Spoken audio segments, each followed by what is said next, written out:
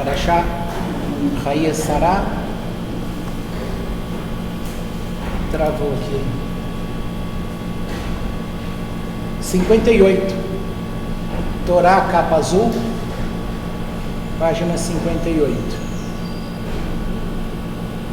É o capítulo 23 de Gênesis, Bereshit.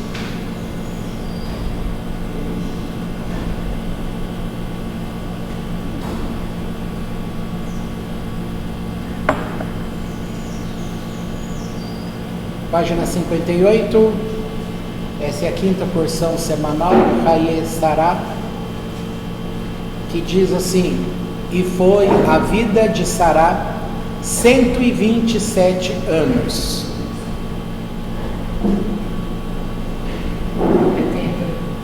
Eu estou pensando, estou esperando lá abrir direitinho. Ah, sim. Na Torá vem assim: 100, 20 e o 7. Mas a gente está acostumado à leitura 127 anos de vida de Sará. E morreu Sará em Kiriat Arba, que é Hebron, na terra de Canaã, e veio Avraham para lamuriar Sara e pranteá-la. E levantou-se Avraham de diante de sua morta e falou aos filhos de Het, dizendo: peregrino e morador sou eu entre vós, dai-me posse de um terreno para sepultura entre vós, e enterrarei minha morta que está diante de mim. E responderam os filhos de Het a Avraham, dizendo-lhe: ouve-nos, meu senhor, príncipe de Deus és tu entre nós. No melhor lugar de nossas sepulturas enterra a tua morta, nenhum de nós sua sepultura te negará para enterrar tua morta. Levantou-se Avraham e curvou-se ao povo da terra, aos filhos de Het, e falou-lhes dizendo: se é de vossa vontade enterrar a minha morta que está diante de mim, escutai-me e rogai por mim a Efron, filho de Tsohar, que me dê a cova de Marpelá que possui, e está no fim do seu campo, pelo preço de seu valor, dá-me-á como posse de sepultura entre vós. Até aqui, tá bom. Já dá pra gente conversar aqui alguns assuntos neste pequeno trecho. Bom, o Midrash diz que a morte de Sará ocorreu porque o Satã, apareceu a ela quando Deus tinha feito o pedido a Avraham para que ele sacrificasse o menino, o Yitzhak. E ela não estava sabendo de como é que as coisas aconteceram. Então o Satã aparece para ela e faz, o famoso a confusão num pingo d'água, no copo d'água. E aí ela fica muito assustada, o corpo dela começa a responder com grande, e começa a bagunçar tudo e tal, e ela se propõe ir atrás, correr atrás, e quando chega num determinado local, ele aparece de novo para ela, E é por causa dessa confusão, todo esse susto todo, que ela tem um problema e ela morre, tá? Isso é uma alegoria do Midrash. Por outro lado, nós sabemos que não foi dessa forma a questão. Muitas pessoas acreditam que o Yitzhak fosse uma criança de colo. Ele não era uma criança de colo. Nós temos versões que contam que ele possuía 33 anos, outros 35 anos e outros vão dizer que são 25 anos, tá? 33 anos, você já deve imaginar o porquê, tá? Para poder equiparar esse menino lá com Jesus, de 33 anos, quando ele morre, tá bom? Depois tem 25 anos, isso está no livro História dos Hebreus, do Flávio Joséfos, e outro vai dizer que é 35 anos. Seja 25, 33, 35, não é uma criança de colo. A pessoa está bem consciente, sabe muito bem o que significa avodar, ou seja, um serviço ao Eterno. Então aqui a gente começa a perceber que nós estamos entrando num setor que a gente pode chamar de responsabilidade, tá? E o que é essa responsabilidade? Qual é o teu trabalho ao Eterno? Esse trabalho ao Eterno, você pode falar que ele é para um bom proveito. E aí vai ter que pensar mais para frente. Esse bom proveito é bom proveito para o Eterno Deus ou é bom proveito para você? Quando a gente olha para um assunto, a tendência é que você enxergue o assunto de acordo com o teu coração. E esse teu coração não é no sentido que este coração é o que possui a Torá.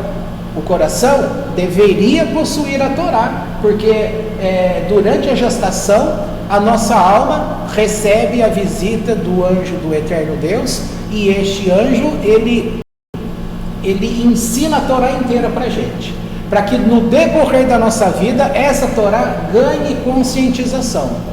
Mas infelizmente na grande maioria das pessoas isso ainda fica de forma latente, está lá, mas não é usado muito pouco, porque as pessoas vivem sem Deus e têm tendência a acreditar em tudo aquilo que afasta de Deus. Porque se você não tem uma responsabilidade com um Criador, você é livre para poder dar o nome que você quiser ao padrão da tua vida, tá certo? Isso é o sonho de toda pessoa, viver a vida dela do jeito que ela quer, sem aquele carimbo religioso, porque uma religião vem e fala para você é pecado, vai para o inferno. O outro fala, olha como que você lida nos teus negócios, você vai para o inferno. Olha o que você faz, você vai para o inferno. Olha isso, olha aquilo, e vira essa confusão toda. Mas vamos voltar lá para essa questão. O Isaac, claro que vai ter mais à frente para falar direitinho dessa porção, mas vamos dizer aqui que ele fala para o pai, mas tem uma coisa interessante, que quando eles estão indo, ele vai fazer a pergunta, nós temos tudo aqui, meu pai, onde está o cordeiro? Essa frase a gente já viu no tempo de igreja evangélica, como que se usava essa frase para poder novamente colocar sobre as costas de Jesus, para poder dar um crédito na existência e na vinda do Salvador, entendeu? Porque quando fala onde está o cordeiro, e aí ele vai responder ao filho, Deus proverá para si o cordeiro. Então tudo isso dentro dessa história pega e aponta lá na frente. Tem um documentário, eu não lembro o nome dele para poder falar para você, eu sei que é um documentário que está no YouTube, ele vai falar sobre os flavianos, e vai informar que a religião cristã, que é formada por Roma, ela foi idealizada lá no tempo do imperador Constantino, só que antes um pouco, em 325, no tratado de Niceia é uma pessoa, eu estou confundindo. Niceia, que era que a gente conhece aqui, Niceia. Ele estabeleceu ali, então, ali ele criou a Jesus como Filho de Deus. Ali dá início a uma trindade, só que é 323 depois de Cristo, tá? E esse documentário, ele vai mostrando como que esta família dos flavianos, eles foram construindo. Então você vai ver relato, por exemplo, do ano 70, que é quando o templo é destruído, você vai ver relato de coisas que aconteceram ali, e que foi, a palavra que foi atribuída ali, ela é atribuída num outro lugar, como cumprindo uma profecia, ou como algo desse tipo, para levar as pessoas a acreditar numa narrativa, tá bom? Hoje, no nosso tempo, narrativa está muito em moda. Hoje você sabe o que é uma narrativa. Quando na parte política está muito forte esse lado, então você vê uma notícia, a televisão vai jogando aquilo, o jornal vai falando sobre aquilo, e depois, mais algum tempo, você descobre a derrocada daquela narrativa, que era só para induzir as pessoas a acreditarem numa coisa. Mas isso no nosso tempo é fácil compreender. Para aquela época, você não tem circulação de jornal, você não tem essas coisas, então conforme ia montando as coisas, era muito fácil acreditar que determinada coisa era verdade. Tá certo? Indo mais à frente aí, então eu estou dizendo que essas questões estão relacionadas lá com aquele cordeiro, que também vai ligar com o cordeiro pascal, é tudo uma forma, uma narrativa para poder legitimar o cristianismo. Agora, nos nossos tempos, há um padre que está falando que a Bíblia foi de fato escrita, idealizada por eles, mas que agora, como toda aquela narrativa caiu por terra, a Bíblia tem necessidade de ser reescrita e inclusive precisa trocar o nome de Deus. Tá? Vocês vão começar a ouvir coisas desse tipo. Então, o que fica por trás sempre um poder para controlar você, para dizer para você qual é a tua responsabilidade. Agora, se alguém precisa dizer para você qual é a tua responsabilidade, então eu posso dizer que você é irresponsável. Se você não sabe qual é a tua responsabilidade e precisa que uma outra pessoa fique ditando o que é a responsabilidade, é sinal que você não pensa. Você, estou querendo dizer, todos nós, a humanidade inteira.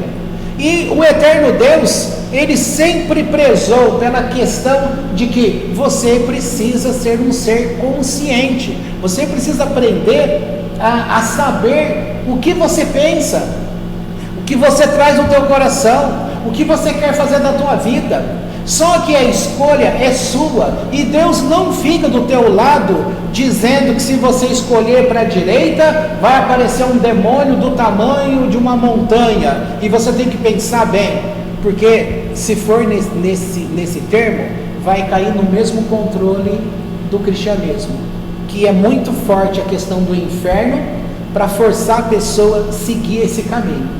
Só que qual é o trabalho responsável dessa pessoa num caminho desse de medo? Como eu falei semana passada em relação a esse tipo de medo, mas a forma como Deus decretou é que nós tenhamos um temor. Esse temor a Deus, ele nos conduz em amor. Isso daqui a gente vai aprender pela tríade da Sefirot, Keter, Hormá e Biná. Isso vai trazer para a gente essa função do temor, mas um temor em amor. Eu vou aprender a conhecer este trabalho para Deus em amor, e eu vou fazer em amor, vou temer, porque em amor eu não quero aborrecer o meu pai. O filho em casa que obedece o pai só por causa do medo de levar uma chinelada, do medo de... Hoje não tem chinelada, né? Não tem cinta. Na minha época, rolava solto. O que tinha na mão eles pegavam, não é? Menino, pô! Apanhei com borracha de jardim. Eu fiquei assim, ó. Aquele vermelho. Hoje não tem isso, mas tem o chamado castigo de, vou tirar o teu celular, hein? A pessoa vai preferir uma chinelada a ficar sem o celular. Você não vai assistir televisão, você não vai fazer videogame, então, vou tirar teu videogame. Então, a pessoa é esse jogo que então o respeito não é mais em amor. Porque quando você tem um respeito em amor, flui naturalmente, não tem peso. Olha que bonito o Salmo quando Davi fala assim: porque os teus mandamentos para mim não são pesados. Os mandamentos para o judeu é pesado, sim, porque ele tem que viver debaixo de regras, vamos chamar de peso, sim. Por quê? Porque como eles receberam diretamente de Deus e conheceram a estrutura da criação de Deus, e o mundo restante não conheceu, então um povo tem que trabalhar muito mais para fazer jus a esse tipo de intimidade com Deus. E era para, através deste povo, mostrar esse Deus para todo mundo, tá? No nosso tempo atual é que está acontecendo essa pregação dos judeus, ensinando via internet, está sendo trazido o ensino de Bnei Noach, que somos nós, filhos de Noé, que deve ficar atrelado ao povo judeu, servindo a Deus pela Torá, porém não debaixo de uma regra de 603 mandamentos, mas debaixo de uma regra de 7 mandamentos, tá? Então, nesse sentido, você está abolindo religião, porque não estamos falando de religião, mas quando estamos tratando das demais coisas, desse medo imposto, desse negócio de querer ditar a responsabilidade para você, isso sim é um comando religioso, de controle. Ele vai te controlar, e aí você vai servir a quem? Se você está debaixo de um controle. Então, nesse sentido, o Salmo 110, ele é um hino de louvor, de agradecimento da parte de Deus para com Abraão, porque nesse tempo aqui, Abraão, ele já tinha interpretado, ele já tinha visualizado, ele estava no meio de um povo que estava debaixo de uma idolatria completa, tá? E ele então começa a trazer o nome de Deus para a terra, como dizendo, o Deus acima, ele também é Deus aqui embaixo, na terra. E ele conseguiu trazer muitas pessoas para essa presença de Deus. Mas a mulher dele também trazia muitas pessoas para a presença de Deus. E agora Deus, essa é a 10ª prova que Deus traz para este homem, quando pede este filho. Aqui está falando da mãe, tá? Eu que estou me adiantando e trazendo o que seria a morte desse filho, dizendo que esse pedaço então é o último estágio, aí a 10ª aprovação que Deus faz com Abraão. E esse garoto era um adulto, e ele ainda fala para o pai: amarra bem forte para que eu não atrapalhe a oferta a Deus, ok? Então, quando a mãe soube dessa história distorcida por Satã, Satã aparece para ela e fala: então, olha, o teu homem está levando lá o teu filho, olha, é o único filho, hein? Para matar aquele menino, entendeu? E aí vem aquele desespero. Aí quando ele aparece de novo, ela está toda assustada, chega na cidade: vocês viram Abraão, vocês viram Isaac? E ele aparece de novo e fala: não é nada disso não. A felicidade dela é tão grande, e o susto, e ali ela morre, tá? Bom, então vamos voltar aqui. Aqui a gente está falando que Abraão foi lamuriar a morte de Sará. E aí ele chega, portanto, diante daquela terra. Ele já estava naquela terra. A questão é que para você ser considerado legítimo numa terra, você teria de ter propriedade naquela terra. Então ele tem necessidade, além de cumprir a Torá, que é para sepultar o seu morto, ele também precisava de uma terra para literalmente fazer parte daquela localidade. Aí chega para este homem Het. Essa palavra Het, ela também é traduzida como um animal selvagem. Uma outra tradução para Het é o pecado, tá? Mas quando a gente fala de pecado, na nossa cabeça está muito o pecado do jeito que foi colocado pela religião. E aqui esse pecado que eu quero dizer, esse rede, é aquilo que está dentro de você. É aquilo que busca controlar você, e aqui que eu digo que precisamos ter essa responsabilidade de dominar essa fera e colocar isso para fora, tá? Então ele chega naquele local e o rete, olha só, dizendo, ouve-nos, meu Senhor, príncipe de Deus és tu. Isso aqui já é a resposta dos filhos de Rete. Príncipe de Deus és tu entre nós, no melhor lugar de nossas sepulturas, e olha, e era literalmente o melhor lugar. Enterra tua morta, nenhum de nós sua sepultura te negará para enterrar tua morta. E levantou-se Abraão e curvou-se ao povo da terra, aos filhos de Rete, e falou-lhes dizendo: se é de vossa vontade enterrar a minha morta que está diante de mim, escutai-me e rogai por mim a Efron, filho de Sohar. Só que Efron estava ali no meio deles, ouvindo tudo. Que me dê a cova de Marpelá, que possui e está no fim do seu campo. Marpelá, ela trazia uma luz. Só que se a pessoa não está conectado com Deus pela Torá, ela não consegue enxergar a luz. Assim como as pessoas sem esse conhecimento de Deus, não é através por religião, é através com Deus, ele vai conseguir entender a fera que está dentro dele. Como poderíamos chamar uma fera dessa em nós? Yetzer Hará, inclinação para o mal. Isso é uma fera que a gente vai ter que dominar, entendeu? Mas Deus obriga, Ele não te obriga, Ele te orienta, e é você que vai tomar a decisão. Portanto, a responsabilidade, ela é sempre pessoal. Mas se uma pessoa não está desperta para isso, vai falar: é injusto você cobrar uma responsabilidade de uma pessoa. Mas espera aí, quando a alma vai descer a esse mundo, há toda uma história que acontece desde o chamamento de Deus para essa alma.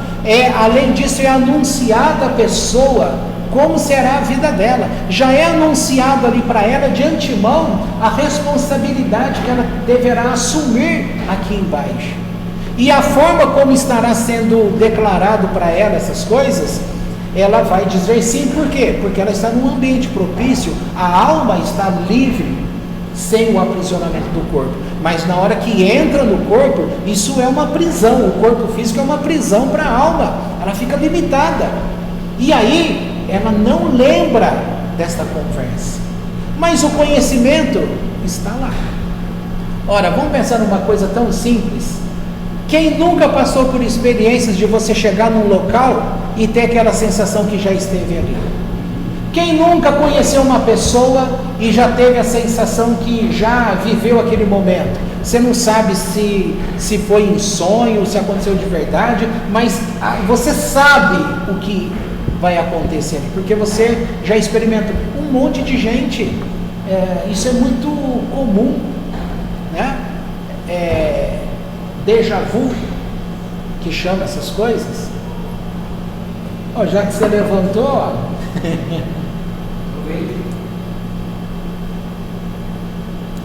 bom, então essa responsabilidade, ela tem que ser nossa. Por quê? Porque todo mundo vem aqui com um propósito, para cumprir uma missão. Se você vem aqui para cumprir uma missão, então você tem uma responsabilidade a cumprir. Não é só com você. A responsabilidade também é com o Criador.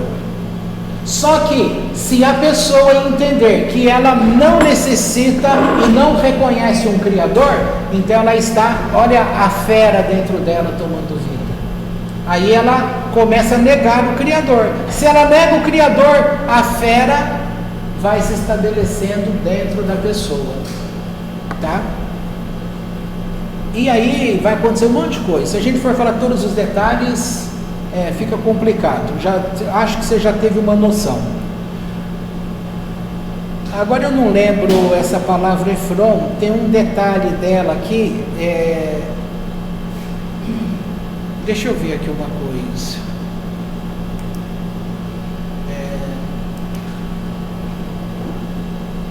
Deixa eu ver aqui. Será que eu anotei? Peraí. Parece rapidinho, mas não é rapidinho.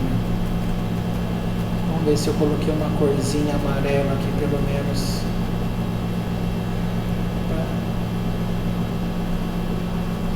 Não, tá mais para trás.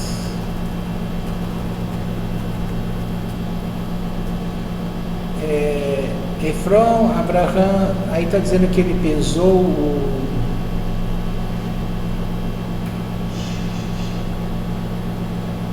Deixa eu ler esse pedaço para você. Isso aqui é a Torá do Rabi Nachman Bereshit. Está em espanhol, tá?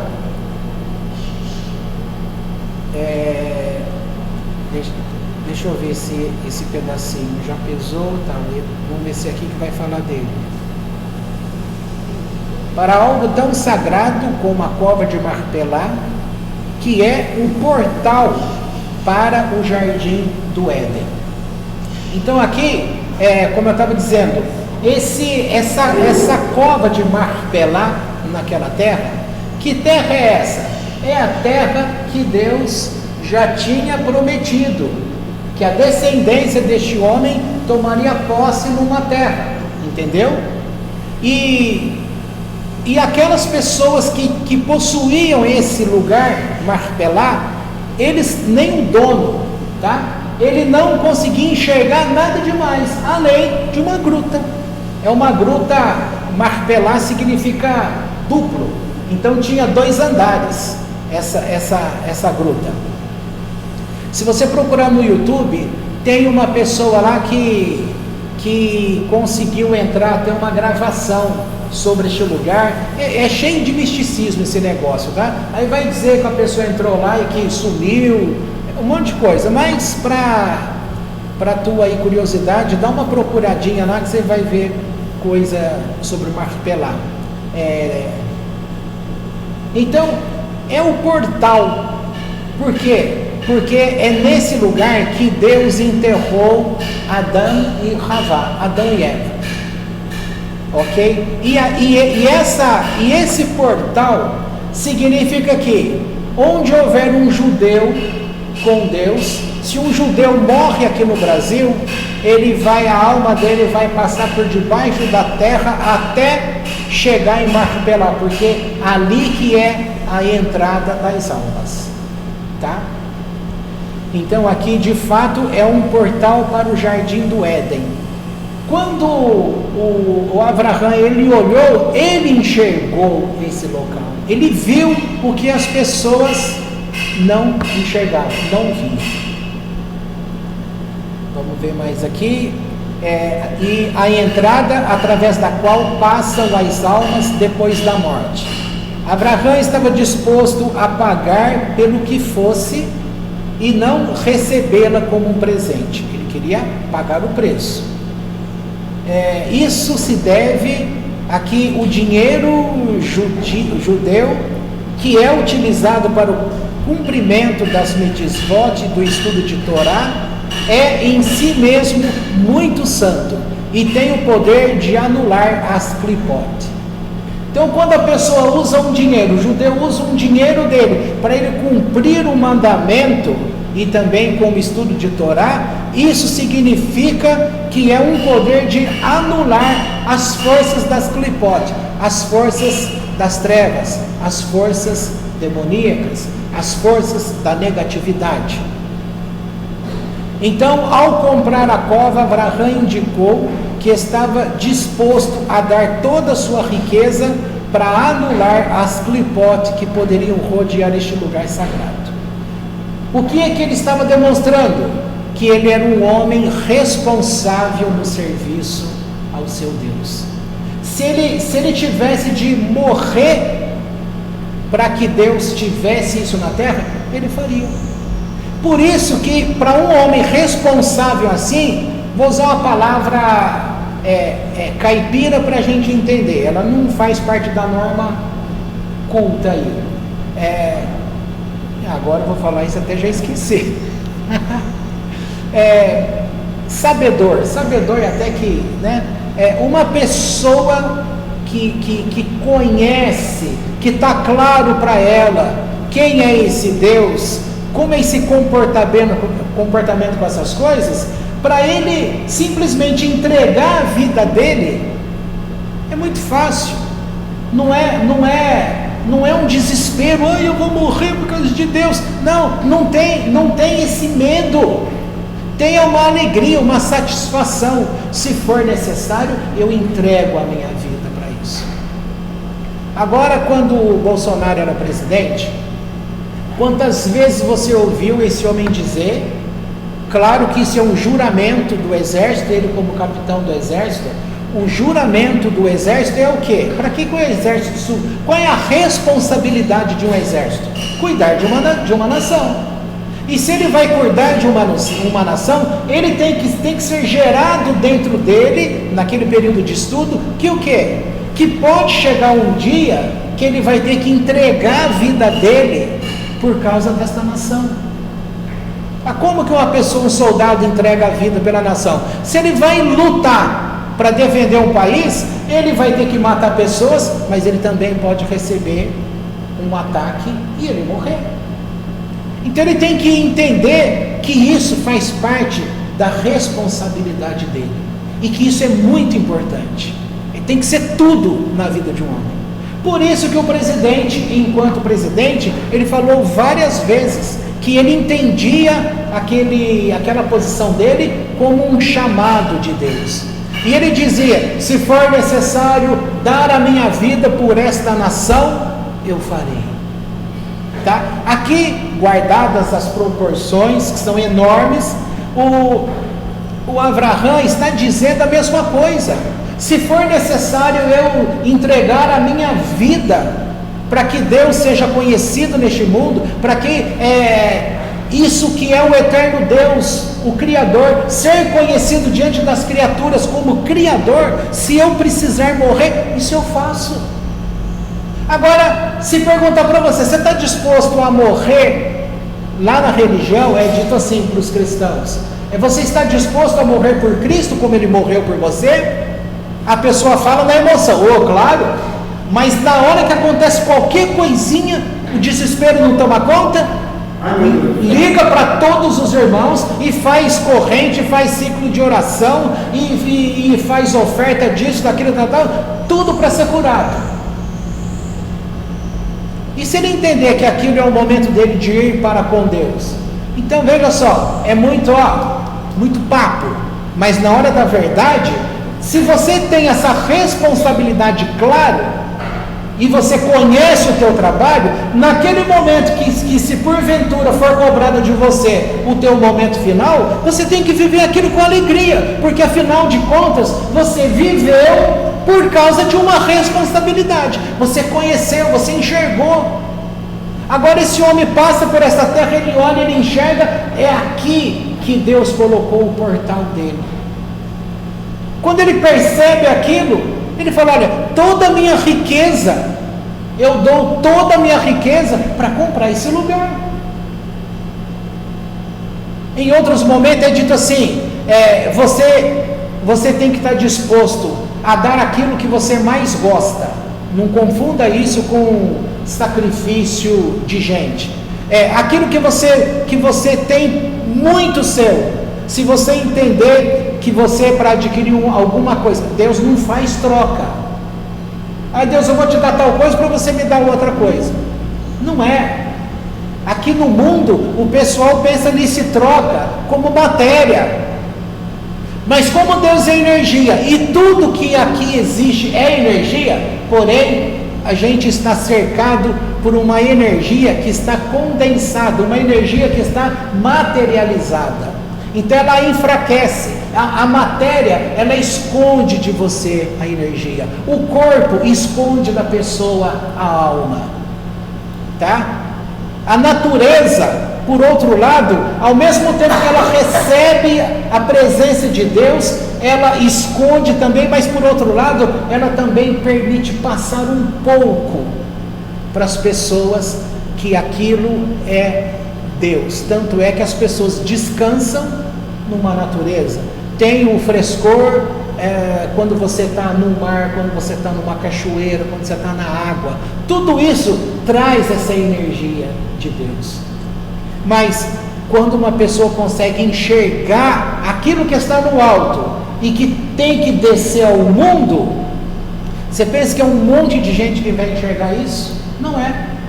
Mas aquele que enxerga, ele está disposto, se for preciso, morrer para que aquilo desça. Então isso é um presente que ele recebe, tá? Mas aqui Abraão está falando, eu não quero receber deste homem, da família de Rede, aqui na pessoa de Efron, ele diz que eu não quero receber como presente, porque o presente viria de uma pessoa errada. Então ele queria comprar o local, porque ele sabia qual era a verdade deste local. Dá para entender? Aí desta maneira ele revela a espiritualidade e a divindade que estava ali dentro. Aí vai falar sobre a prata, né? A gente nem leu aí que é 400 ciclos de prata. Depois ele compra a cova. Deixa eu ver se tem. Aqui, ó. Eu não marquei, mas eu achei aqui o local. Está dizendo assim, ó, o comentário do Rebbe Nachman. A compra da cova de Marpelá constitui o começo da conquista da Terra Santa. Gente, a Terra Santa demorou 7 anos para ser conquistada depois da entrada do povo na Terra. E essa entrada do povo é depois dos 40 anos no deserto com Moisés. Aqui a gente está praticamente 400 anos antes disso. Então aqui já está dizendo que nesse ato já é o começo da entrada de um povo. Que povo, se nem existiu o povo ainda de Deus? O povo de Deus, ele vai ser realmente chamado como povo de Deus lá naquela assembleia no deserto, na reunião que Moisés faz com o povo quando eles recebem a Torá. Aqui nós estamos vendo homens, aqui e ali, que conseguem entender esse fluxo energético de Deus, conseguem captar e está trazendo isso diante dos olhos das pessoas, para que elas também mudem os seus comportamentos. Então é por isso que está dizendo que essa compra de Marpelá, ela está constituindo como o começo da conquista da terra. Aí diz que Abraão comprou dos filhos de Rede. Aí está dizendo assim, que a primeira das 7 nações, Rede representa Halat, besta selvagem. No Salmo 68, verso 31, diz também que a Terra Santa não pode conquistar-se a menos que quebremos a besta que trazemos ou que levamos dentro de nós. Você já percebeu que a tua luta não é com as coisas que estão fora? A tua luta é com o que está dentro. É você que se importa com o que o outro pensa de você. É você que se importa se vão aceitar o teu trabalho. É você que se importa com aquilo que você fez. Se você é um profissional, você faz um desenho, você fica preocupado, a pessoa vai aceitar? As pessoas estão preocupadas tudo com lá de fora. Ela tem que se preocupar com o que está dentro, porque é o que está dentro que impede que essa besta selvagem que vai comendo, fazendo uso da energia que deveria iluminar os teus olhos para você viver e conhecer as coisas e conhecer Deus. Se você não ficar livre dessa besta selvagem, você vai viver como um homem, uma mulher desequilibrada, sem conhecimento de Deus. E uma pessoa de posse de uma besta nesse sentido, ela está predisposta a receber a visitação de Ruhot, espíritos, de Shedim, demônios e outras coisas mais. Além de ser facilmente dominado pela massa, que é a sociedade, os governos que têm um sentido que é menos Deus. Deu para entender? Deu, né? Deixa eu ver quanto tempo eu já estou falando. 40 minutos? Eu acho que basicamente o que a gente está falando, não precisa ficar mais tanto tempo falando de outras coisas para não fazer confusão. Então saiba que aquilo que este homem viu, o que ele está conseguindo? Ele está pegando um fio que é o céu e está pegando um fio que é a terra. Ele está unindo os dois numa força.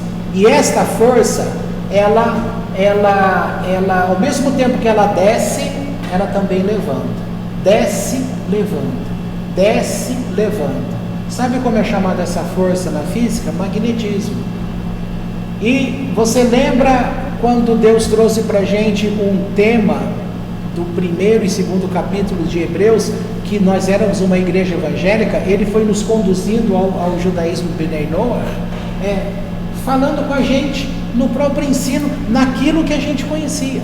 Então ele usou para a gente naquela época. Hoje é claro a gente entender isso, quando ele falou naquele texto de Hebreus: céu, terra, terra, céu.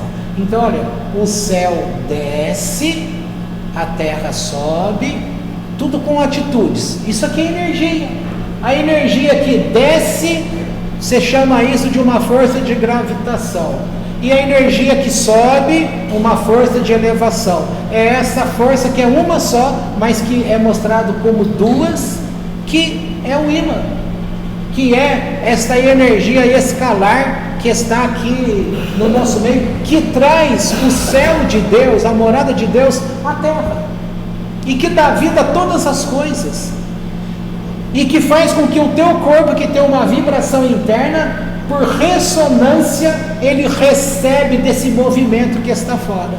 Então o movimento de fora o faz vibrar, mas não é que faz vibrar, ele já está vibrando. O movimento de fora vai ser por ressonância, você vai captar, vai receber. Então o que Abraham faz aqui na terra? Ele simplesmente recebe por ressonância essa, vamos chamar entre aspas, magia que vem de Deus, este encantamento que vem de Deus. Ele entende, passa pela mente dele, ele compreende, ele sabe o que é, então ele traduz isso e manda de volta, elevando através do seu comportamento, a sua oratória. Ele começa a declarar ao povo que o Deus de cima também é Deus aqui embaixo. E assim muitas pessoas começam a ser libertas desta fera selvagem que está dentro de todo mundo. Com isso, as clipotes, as negatividades, os comportamentos, as energias ruins que estão entre todos nós, você começa a fazer um afastamento disso. E aí, esta luz de Deus vai sendo melhor captada para dentro de você. Tá? Captada, cooptada, pode usar a palavra que você quiser. Recebida. E assim, esta energia, ela alimenta a tua alma, ela alimenta os níveis da tua alma, até chegar no seu corpo, que cura a enfermidade e mantém uma proteção sobre você. Então, na hora que até um lugar onde você chega, que tem um espírito maligno ali, ele olha para você, ele vai ter que virar a cara, porque ele não vai suportar ficar em tua presença. Então, nem medo de demônios a gente precisaria ter, desde que a gente viva conectado com esta luz de Deus. E ao mesmo tempo isso traz, como eu estou dizendo, uma responsabilidade. Então eu sei o que eu tenho que fazer. E eu não posso ser irresponsável para comigo mesmo, porque eu sei o que eu tenho que fazer para que Ele seja na terra. Então eu tenho que ser um canal para que Ele se revele na terra também, através de mim e das minhas atitudes. Mas isso significa ficar preocupado com o que o outro vai pensar? Claro que não. Não pode ser assim. E aí você então, se for necessário chegar num momento como este, de perder a riqueza por amor a este trabalho a Deus, ele faria com maior tranquilidade. Se ele precisasse morrer, ele também se entregaria à morte com maior felicidade. Assim, trouxe o exemplo do presidente. E o jeito, a espontaneidade com que ele falava, você pode ter certeza. E eu acredito, eu posso ser inocente, tá? Mas, olhando o brilho nos olhos, aquele homem ama o país. Ele ama as coisas certas para o país. E se ele tivesse a certeza que a morte dele fosse o objetivo final para que o Brasil fosse livre desse negócio, quantas vezes ele falou, então eu entrego a minha vida, tá? Isso é uma responsabilidade, isso é ter responsabilidade com aquilo que você está enxergando no país. Mas você vai falar assim, ele é um homem religioso, sempre se declarou católico e tal, mas nos conceitos que ele tem de justiça, bondade, misericórdia, um monte de coisa, você pode trocar todos esses nomes por quem? Por Deus.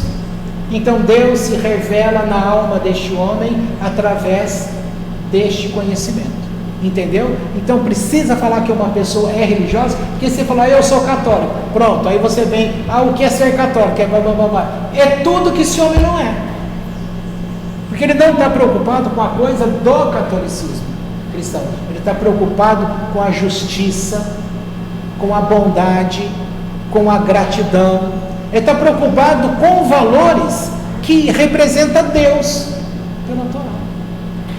E se uma pessoa tem essa compreensão, ela pode falar, eu me alegro em morrer por este povo.